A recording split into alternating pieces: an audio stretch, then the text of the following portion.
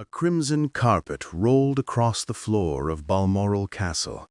A hush settled, ancient and ceremonial, as King Charles stepped forward and, with deliberate grace, placed a royal insignia upon the lapel of Sir Timothy Laurence. To the outside world, it was a quiet act, a private honor, but to those who understand the language of monarchy, the symbolism was deafening.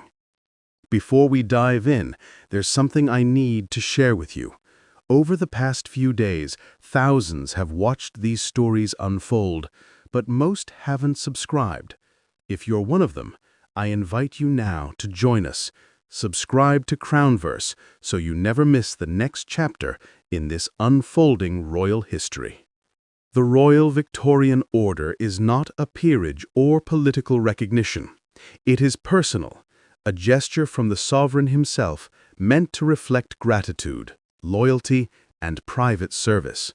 And on that August day, Sir Timothy Laurence was elevated to the rank of Knight Grand Cross.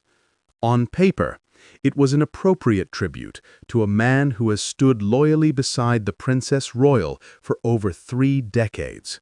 But to those watching closely, the timing raised questions. Why now? Just weeks after Prince Andrew was quietly removed from the last of his remaining honorary associations, just as public trust in royal discretion was reaching a delicate point, this knighthood arrived. Silent, symbolic, strategic. To understand its deeper meaning, we must rewind. Sir Timothy Laurence entered royal life through service. As a career naval officer, he rose to the rank of Vice Admiral, respected, reserved, and capable. But his introduction to Princess Anne and their eventual marriage in 1992 cast him permanently within the royal orbit. From the start, Laurence refused the trappings of royal ambition. He never accepted a title through marriage. He never moved into a central royal residence. He has rarely spoken on public record and almost never grants interviews. Yet he has been there, through state visits, royal crises, and family fractures, always one step behind his wife, a literal and symbolic posture of support. Observers say it is precisely this restraint that earned him quiet favor with King Charles. In the modern royal family, where scandal and spectacle threaten tradition, Sir Timothy's low profile has become an asset. He is the opposite of the problem, and now it seems a model for the solution. Insiders close to the palace describe Charles's reign as one focused on stability, not reinvention, not rupture. A monarchy of leaner optics, tighter messaging, and, above all, reliability. It's a stark contrast to the turbulence surrounding other royal figures. Prince Andrew, once second in line to the throne, has now been fully divested of his ceremonial roles. His public life is over. The scandals that engulfed him, from his association with Jeffrey Epstein to the civil settlement in the U.S., cast a long, dark shadow over the institution. The king had no choice but to act. But acting against your own blood is not easy, nor does it go unnoticed. This is where Sir Timothy's honor becomes more than personal. It becomes political. By publicly rewarding loyalty, Charles is drawing a subtle line. Those who serve the monarchy with discretion and consistency will be recognized. Those who tarnish its legacy will quietly disappear. It is, in essence, a message to the rest of the family, especially at a time when tensions remain thick behind closed doors. We know, from years of careful reporting, that Prince William has grown increasingly firm in his vision for the monarchy, a future that is duty-bound, scandal-free, and far less tolerant of royal indulgence. In that world, the model royal is not flashy. They are disciplined, respected, and perhaps most importantly, not a liability. Sir Timothy embodies all of this, and so the honor, though long overdue in some circles, also functions as a symbol of future direction. But there's more. Sources inside royal circles note that this is not just about optics, it's also about balance. As Anne continues her tireless service, attending more engagements than many of her siblings combined, her husband's contributions, though quiet, have been foundational. He is the one who stands beside her when the cameras turn off, the one who ensures her schedule runs, her support system holds, and her private life remains intact. He has no royal funding, no staff of his own, yet he carries a burden that most outside the palace could scarcely imagine. In a world where royal marriages often buckle under scrutiny and scale, the Anne-Timothy partnership has remained durable, grounded.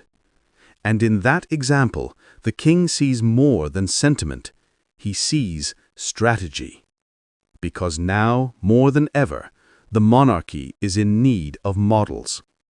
With the health of the king under increased observation and Queen Camilla taking on more engagements than ever before, the inner circle is shrinking. Harry and Meghan have relocated across the Atlantic. Andrew is removed. The burden now falls on William, Catherine, Anne, and those who quietly support them. Timothy Laurence is not a prince. He holds no formal title beyond his naval honors, but now as a Knight Grand Cross, he joins a rare class, those the monarch deems invaluable.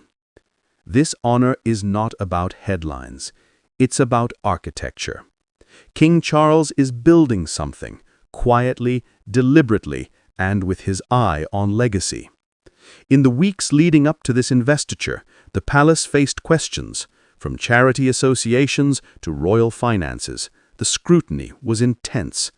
And then came the ceremony at Balmoral, a place of tradition, reflection, and familial meaning.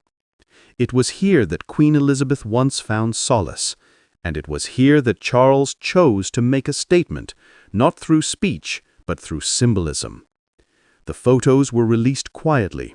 There was no video, no public remarks, just a caption, a date, and an insignia. But in monarchy, restraint speaks loudest. By placing Sir Timothy among the most senior honorees of the realm, Charles reinforced a message: loyalty is the crown's most valuable currency. Not ambition, not attention. Loyalty.